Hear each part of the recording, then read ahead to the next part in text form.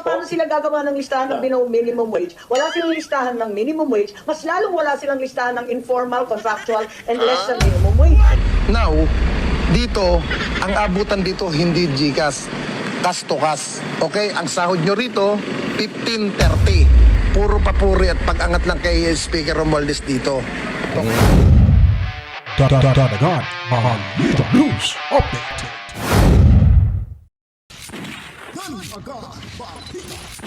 At sa amin, nakapag-harvest na kami, kakatanim lang eh. Oh, so, hindi, buti na lang yung timing, hindi yung bago aani, nakapag-ani na tayo. So, kung yung season na susunod, okay. It's, there's a, hindi, 1,000 pesos. 1,000 pesos. Should I say milyonaryo? Sama-sama tayo, babago para maging milyonaryo.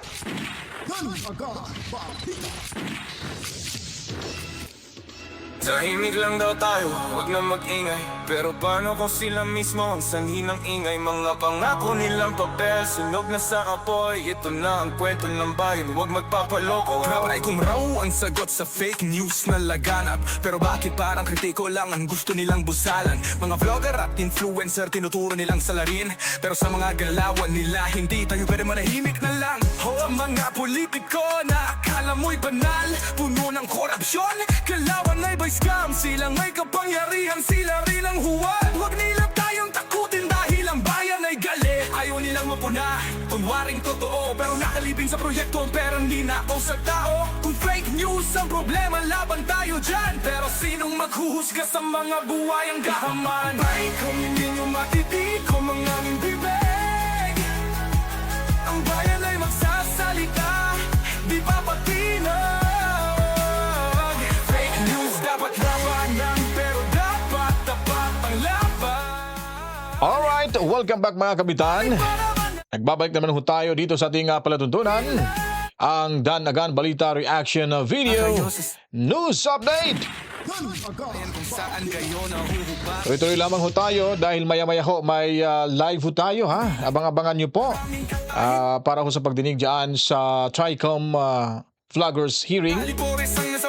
Panoorin at mag-observe ho tayo kung ano yung magiging or anong mangyayari ho sa loob ng plenaryo mga kabalitaan. Anyways, hindi pa po nakapag-subscribe, subscribe na ho kayo at meron na ho tayong 44,954 subscribers! Matsala mo sa inyong lahat at sana ho, bago dumating yung midterm election, sana po kayo ay makaabot tayo no, ng 50,000 subscribers mga kabalitaan. At bago matapos ang 2025, 100,000 subscribers po tayo. At hindi po yan mangyayari kung hindi nyo po tayo matutulungan sa ating hinihiling dyan sa inyo mga kabalitaan.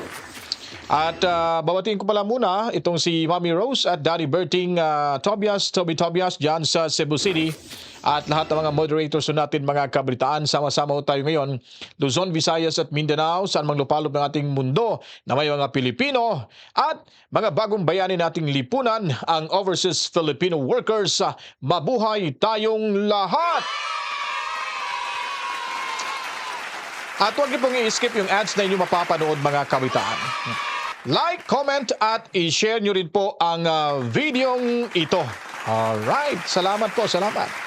Anyways mga kabitaan, pag-uusapan naman ho natin ang itong lumabas na audio ho na kumakalat na ngayon sa social media kung saan na-discover itong ni Boss Dada na totoo pala. Na, kung ito ay totoong audio na ito, o hindi gawa-gawa, malamang hindi kasi hindi naman mahilig sa fake news yan si Boss Dada mga kabalitaan. Di po ba? So, papakinggan ho natin to maya-maya dahil kung pagbabasihan ho natin yung video na ito ay totoo hong nababayaran ang mga bangag vloggers sa mga kabalitaan. So, yun po ay ating pag-uusapan ngayon. Pero bago tayo tutungo dyan mga kabalitaan, tayo po muna ay manunood ho. At naalala niyo pa ba yun si Garma? Di ba? Nagiging ano ba yung sinasabi talaga? Hindi ko maintindihan yung sinasabi nilang in aid of legislation mga kabalitaan. Ba't napupunta na ho sa persecution? At itong si Garma mga kabalitaan, naku po, nakasuhan na ito. Pinakakasuhan na ng Kongreso at parang naisampa na yata ito sa korte, mga kabalitaan. So anyway, para hindi ho tayo magtatagal kasi maya-maya may live pa ho tayo, magko-cover ho tayo sa House of Representatives, titignan o magiging observer ho tayo laban ho sa ganitong sitwasyon, mga kabaitan. Anyways, panoorin ho muna natin itong balita laban kay sino ba yun? Si Garma. Okay, so heto na po. Ginampahan ng kasong murder at frustrated murder. Sina dating Philippine Charity Sweepstakes Office, PCSO General Manager, retired Police Colonel Royena Garma. Dating National Police Commission Commissioner Edelberto Leonardo at iba pang Department of Justice. Ang reklamo ay may kaugnayan sa insidente ng pagpatay kay dating PCSO Board Secretary Wesley Barayuga noong 2020 sa Mandaluyong City. Ang pagsasampa ng kaso ay pinangunahan ng National Bureau of Investigation at Philippine National Police Criminal Investigation and Detection Group. Ngunit tumanggi silang magbigay ng pahayag matapos isampa ang kaso. So ayun po, mga kabalitaan, no? Sinasabi ho niya, talagang parang kung ako ni Garma, hindi na siguro siya nag-amin na may pinatay ho siya, mga kabalitaan. Ginamit lang ho yung plenaryo para ho makapagsabi at mag-confesso sa kanilang ginagawa. Tapos damay-damay na ho, mga kabalitaan. O, tingnan niyo tuloy. Nagiging star witness, nagiging resource person. Ang nangyari, biglang kinasuan, mas lalong madidiin, mga kabalitaan. Hindi natin maintindihan talaga dyan sa mayabang kapulungan. Hindi natin talaga masisiguro yung seguridad ho natin. Lalo na pag nagsasalita against sa kanila, mga kabalitaan, naku po, talagang may kalalagyan ho kayo dyan, mga kabalitaan. At itong si Garma, di umano ay naging witness ho nila at lumaki yung usapin na patungkol sa reward system. At ngayon, to make the long story short, parang ang ending ay siya lang pala yung makakasuhan, babalik pala sa kanya. So walang credit so yung kanyang pagsasabi kung totoo ho na sila ay may pinapatay at inuutos daw ni Tatay Digong Duterte. O, tingnan niyo po, mga kabalitaan. So wala ho tayong mapapala dyan sa mayabang kapulungan. Anyways, dito naman ho ay papanoorin ho natin dito si Amy Marcos. Ay nahuli ho ni Amy Marcos na yung AKA pala ay wala pa rin silang guidelines. At ang tanong, paano ba ipamumudmud yung pera kung wala pang nagawang guidelines patungkol ho dito, mga kabalitaan? At mas lalo ho talagang nagagalit sila dahil talagang inutingkay ho ito ni inutingkay talagang binusisi ho ito ni Amy Marcos, mga kabalitaan. At lalo na kung lalabas ho yung desisyon ng korte na magiging unconstitutional, sigurado mas lalong magagalit ho sila dito. Kasi hindi pa ho nila magagamit yung pera. Wala ho silang makukuhang budget sa ngayon kasi nakabinbin pa nga sa Korte Suprema. At anong gagawin? Lalo na wala pang guidelines, mga kabalitaan. Hindi natin alam kung saan mapupunta yung pera. Kaya ito po, ipakinggan natin yung balitang ito mula ho sa mata ng Agila Net 25. Nabuking ni Senadora Amy Marcos na wala pang malinaw na guidelines at listahan ng mga benepisyaryo para huyan sa mga tatanggap ng ayuda mula sa Kapos ang Kita o AKA program ng pamahalaan. Ito po ay matapos na kumpirmahin ng Department of Labor and Employment na wala pa silang listahan ng minimum wage earners. At ayon sa mga nakuhang impormasyon ng mambabatas, tila taliwas o hindi tugma ang mga datos ng mga kinaukulang mga ahensya ng pamahalaan. Kunin natin ang live report ni Mian Corvera. Mian. Alex, bigo nga ang DSWD na makapagsumite ng listahan o guidelines ng mabibigyan o makikinabang dun sa kontrobersyal na AKA program na pinondohan niyan ng 12 billion pesos. Dahil dito nangangamba ang mga senador na magagamit ang pondong yan para sa pangampanya ng mga kakandidato sa midterm elections. Tama po, may posibilidad po yan, mga kabitaan. Kasi una, kung sabihin na lang natin kung may budget na ho sila, no? Kunyari, last year na budget, kung ngayon pala nila ipamimigay ho ito. Wala akong kasiguro, hindi ko sinasabi na ganun ho yung sitwasyon. Sakali lang may pondo na sila ngayon tapos mamumudmud na sa taong ito. Ang problema, kung walang guidelines, paano ho ba natin malulocate ho? Paano natin malalaman kung saan magagasta yung perang ito? Lalo na, paparating na ho yung pangangampanya at eleksyon, mga kabalitaan. So malamang pagtapos ng eleksyon, may hirapan na to kung gagamitin nila sa pangangampanya. Kasi talagang ipinaglalaban ho nila yung AKAP na talaga yung AKAP ay para ho talaga sa makakatulong sa ating mamamayang kapos sa kita mga kabalitaan.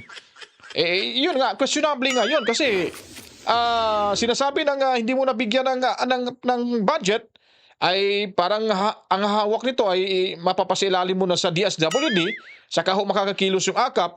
Nung lumabas na ho sa kanilang bicameral report ay nagkaroon ho ng 26 billion pesos budget.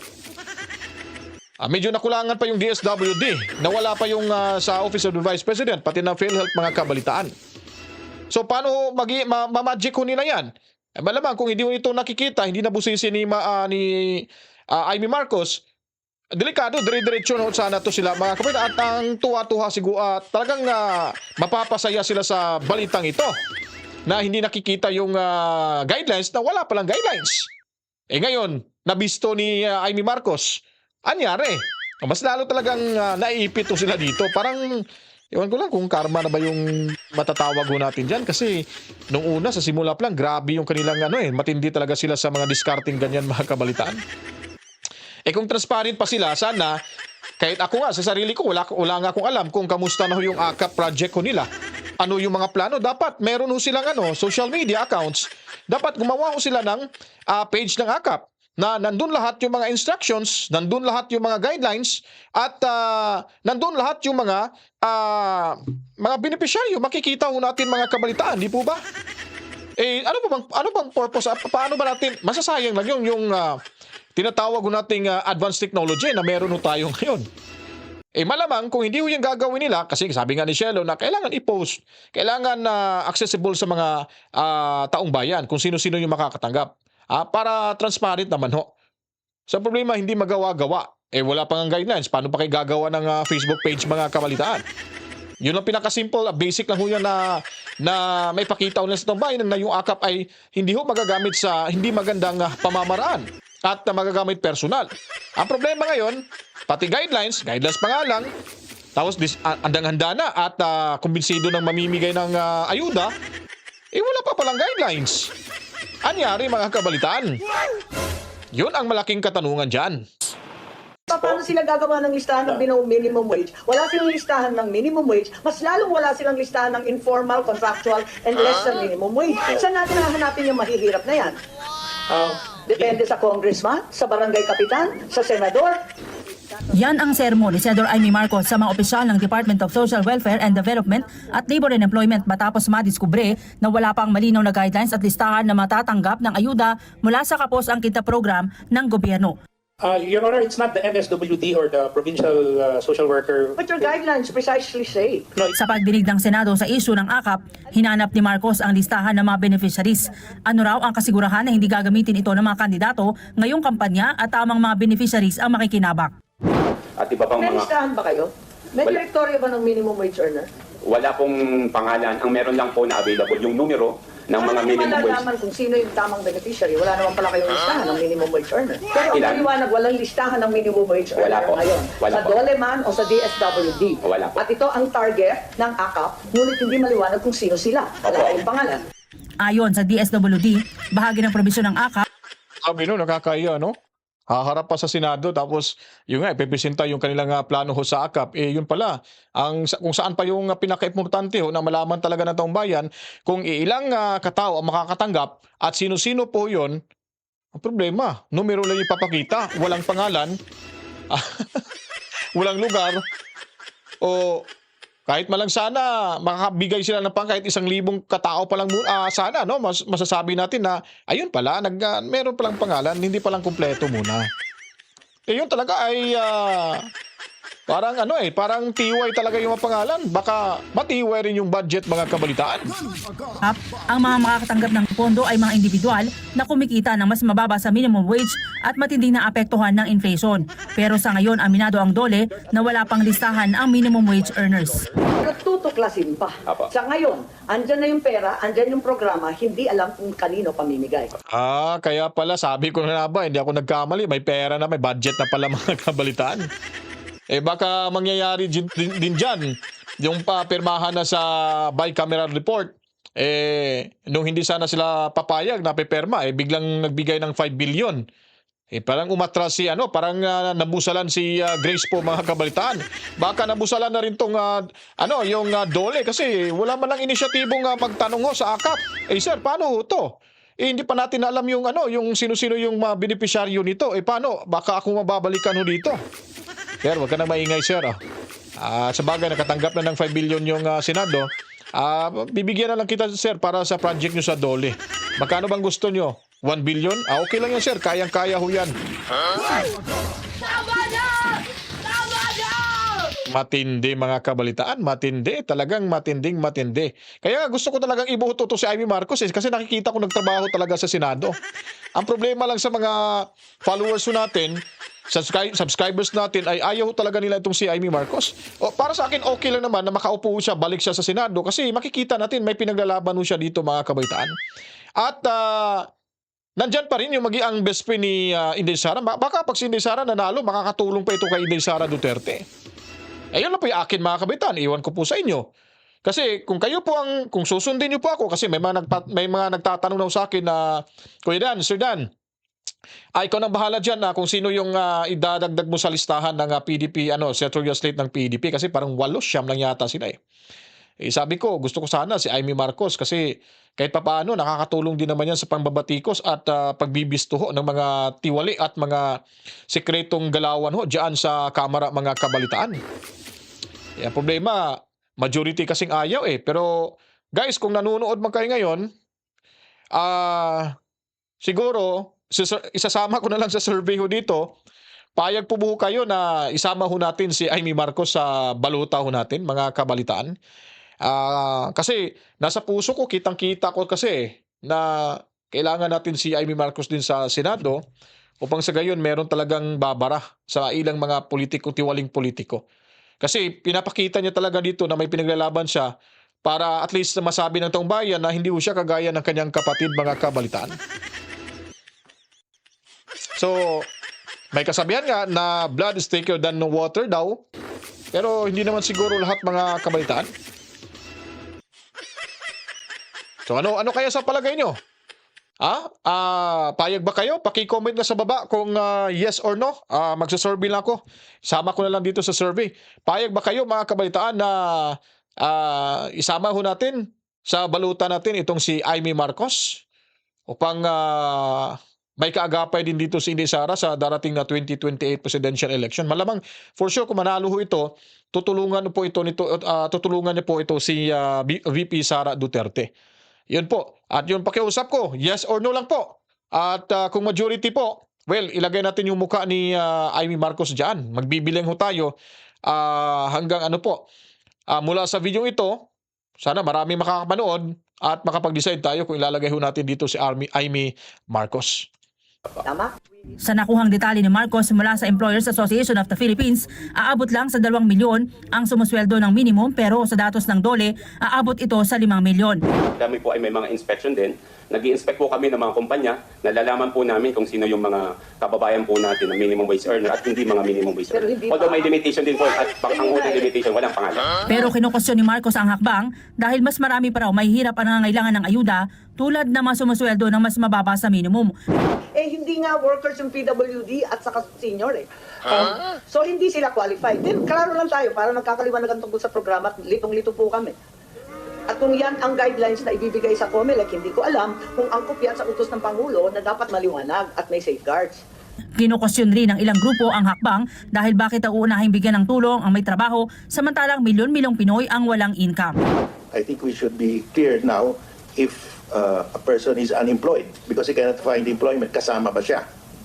Because there will be more. Maubos yung pera sa those unemployed lang. I mean, we will not be. Let's not talk about minimum wage anymore because if you include those unemployed because they cannot find work, they should be given priority. Isa pa sa sinita ni Marcos, bakit nga ba mga empleyadong makakatanggap ng below minimum wage ang bibigyan ng AKAP samantalang mahigpit na ipinagbabawal ang pagpapasweldo ng mas mababa pa sa itinatakdang minimum wage? Bakit pepremyuhan ng AKAP yung mga labag sa batas? Pero ang pepremyuhan po natin, quote and unquote, yung mga manggagawa. Nanaisin pa rin po ba natin na although may separate pong proseso in requiring employers to pay workers the required minimum wage. Pero ang Sasagipin yung employee at walang parusa sa employer. meron po, it does not set aside the liability of the employer from paying minimum wage. Pero ang So tinitingnan po kasi habang naglalabag sa batas yung employer, ang pamahalaan ng gobyerno muna ang magbabayad ng akap. Tama ba yun? Humarap naman sa pagdinig si Baguio City Mayor Benjamin Magalong at inireklamo ang ani matinding korupsyon sa pamamahagi ng akap. Bukod sa present ang mga politiko sa distribusyon, ang pamamahagi depende sa endorsement ng isang mambabatas. Ma'am, napakalawak ko nung ginagawa ngayon. Ibig sabihin mo, ma'am, lalo ko silang gumagaling. Lalo ko silang gumagaling kasi tuwing natatakpan, very creative sila, very innovative sila. Nagkakaroon sila lalo ng mga paraan kung paano magkaroon ng workaround, ma'am, sa mga projects. Pero dapat hindi, ma'am, talaga rito sa aside from the projects, in another source of corruption is itong funds na ganito, ma'am, na nasa discretion nila. According sa ibang mga mayors, nagugulat sila na ang pinirmahan ng mga beneficiaries blank kasi sa dami mapipirma na lang. Only to find out na ang naibigay sa kanila 3,000, mababalitaan na lang nila 5,000 pala nila. Pero sa dami pipirma na lang.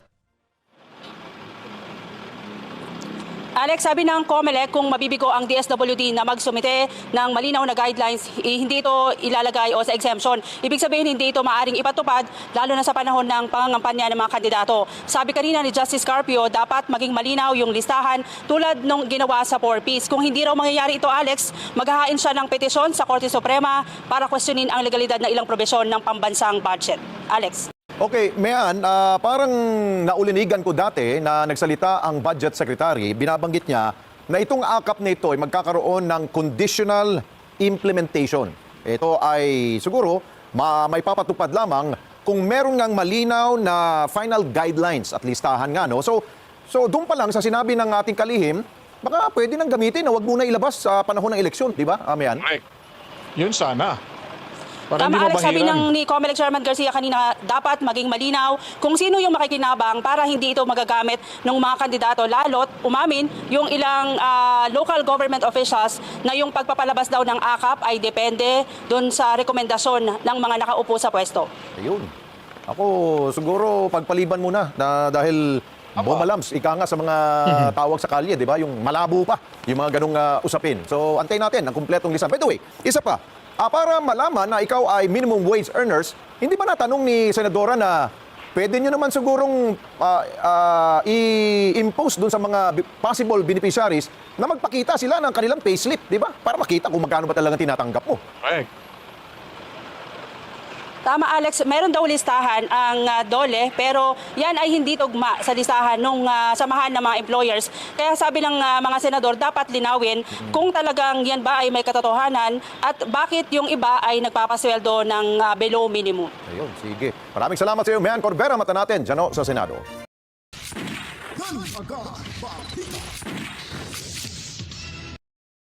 Ayun. So talagang bistado ho ni Senator Amy Marcos. Kaya gusto natin itong ibalik sa Senado mga kabalitaan upang sa gayon na makakatulong din ito kay sino ba yun? Kay makakatulong kay Inday Sara Duterte. Anyways, susundan na lang ho natin yung investigasyon na yan at lipat na ho tayo dito mga kabalitaan sa binisto ho ni Boss Dada na may lumabas na audio conversation para sa group chat yata to ng mga bangag vloggers, mga kabalitaan na meron daw, parang itong lalaki na itong lumalabas, parang ito yung leader or coordinator na kinokontak lahat ng mga vloggers na dating DDS at lumipat ho sa administrasyon ngayon dahil po ay talagang binabayaran. Ito'y ayon ho sa ipinalabas na video.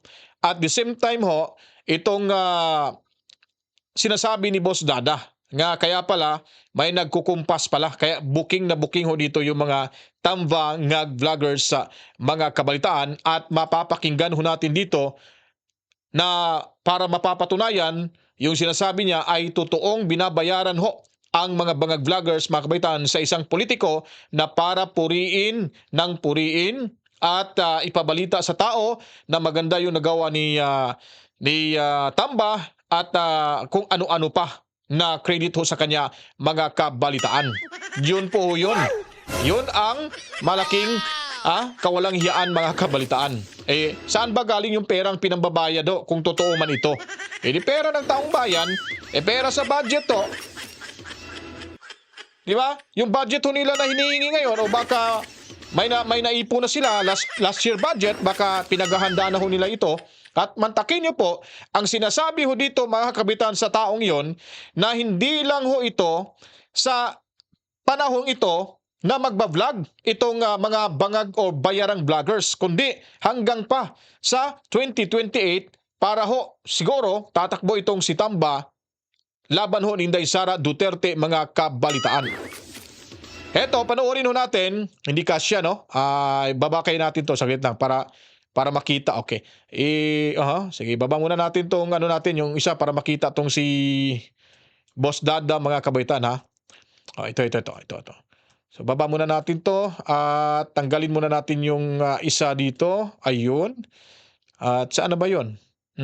Saglit lang po ayusin lang muna natin to para makita niyo po talaga si ba't nawala si Boss Dada.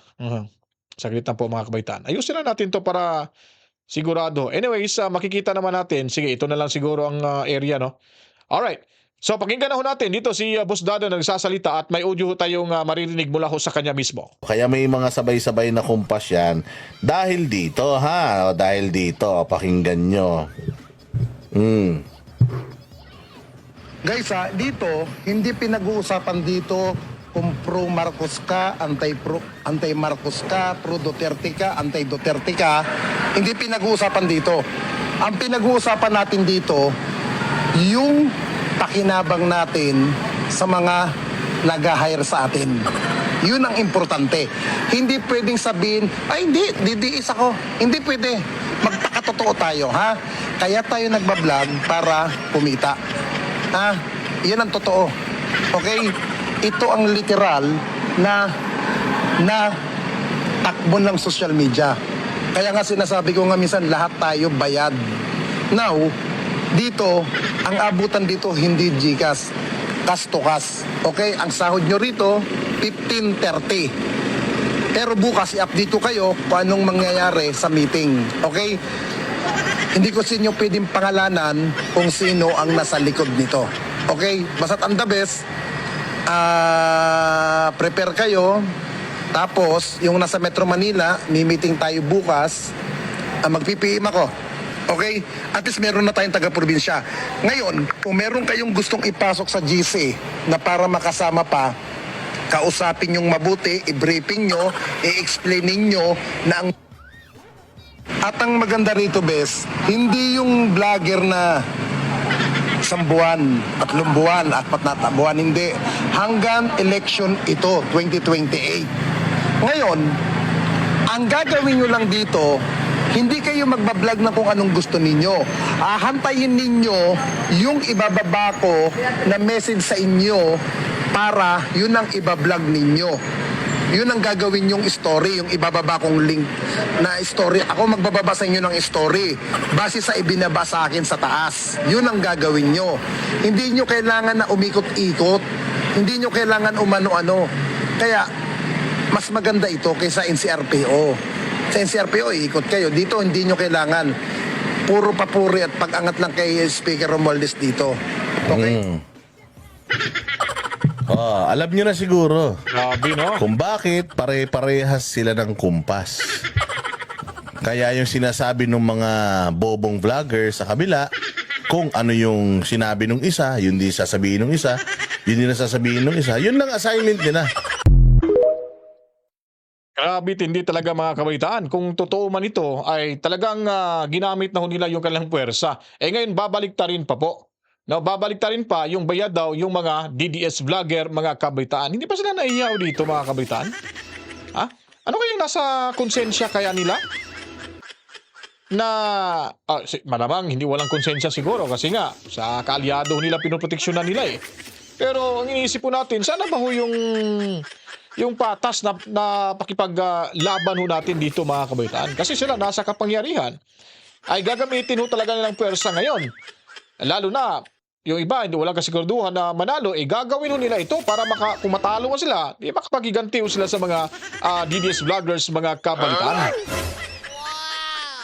So kung makikita ho natin, talagang kung totoo ito, ito ang sinasabi ko, kung totoo ito, ay wala na, alam na ho natin talaga yung laro nila. At gagawin, kaya pala yung ibang mga vloggers, no, walang pakundangan na below the belt na yung paninira ho nila. Kay Inday Sara Duterte, kay Robin Padilla, lahat-lahat na ho, binabanatan na, hinuhubaran na ho sila, pinapahiya na ho sa social media, mga kabalitaan, ay meron palang natatanggap. So ano kayong mangyayari pag nalaman ho nila itong nag-leak na audio ho, sa kanilang pinag-uusapan diyan sa kanilang group chat, sigurado ho mga kabalitaan, may magagalit ho talaga dito. Siguradong may mapuputulan ho ng allowance, ng allotment. Kinanta nyo na binanggit nyo pa yung pangalan ni Tamba. O baka isipin ng taong bayan, si Tamba yung nagpapasahod. Malamang, yun ho ang mga argumento ho dyan, mga kabalitaan. At sasabihin, kunyari, ibang taong nagbabayad. O baka gagamitin lang para siraan si Tamba. Diba? May mga ganong argumento, ilalabas talaga. Sinisiraan na ako dyan. Di naman ako nag-uusap. Di ko naman gawain yan. Ginamit na yung pangalan ko para papatunayan nila na bayad yung mga bangag vloggers. Tapos sasabihin nila, ewan ko lang, sino nag-utos sa kanila? Kung totoo man bayad yung mga vloggers na yan, wala akong kinalaman dyan kung sino nag-utos sa kanila. Mga ganyang klaseng argumento ay posible hong mangyayari ho yan, mga kabalitaan. Sa bagay, sa sinasabi ho natin na hindi ho magwawagi ang kasamaan sa kabutihan, mga kabalitaan. Kaya tuloy-tuloy lamang ho tayo sa pagbibigay ho ng sapat na impormasyon, komprehensibo, na wala tayong ginagawang pagbabaluktot ho sa mga impormasyon dahil tayo po ay may mga referensya ho tayong sinusunod at binibigyan ho natin ng komento upang sa gayon may paliwanag natin na kung ano talaga ang totoong istorya sa likod ng kwentong ito, mga kabalitaan. Huwag na mag-ingay, pero paano kung sila mismo ang sanhi ng ingay? Mga pangako nilang papel, sunog na sa apoy. Ito na ang kwento ng bayan, huwag magpapaloko. Try kung raw ang sagot sa fake news na laganap, pero bakit parang kritiko lang ang gusto nilang busalan? Mga vlogger at influencer tinuturo nilang salarin, pero sa mga galawan nila hindi tayo pwede manahimik na lang. Ang mga politiko na akala mo'y banal, puno ng korupsyon, kalawan ay by scam. Silang may kapangyarihan, sila rin ang huwad. Huwag nila tayong takutin dahil ang bayan ay galit. Ayaw nilang mapuna, kunwaring totoo, pero nakalibing sa proyekto ang perang di na ako sa tao. Alright, so wala tayong oras, wala tayong panahon. Kita-kits tayo maya-maya ho, magla-live ho tayo ha. At huwag kalimutan, mag-subscribe na ho kayo. At meron ho tayong 44,963 subscribers. Maraming salamat ho sa inyong lahat, mga kabalita. OFW overseas Filipino workers, mabuhay ho kayo, mga bagong bayani ng Pilipinas. Saludo ho kami sa inyo. At sa lupalop ng ating mundo, basta may mga Pilipino, Daganagan Balita Reaction Video ay para sa inyo. Luzon, Visayas at Mindanao, Matsalam. Ako po ay magpapaalam na sa inyong lahat. To God be the glory. Mawa, chip chip. Peace out.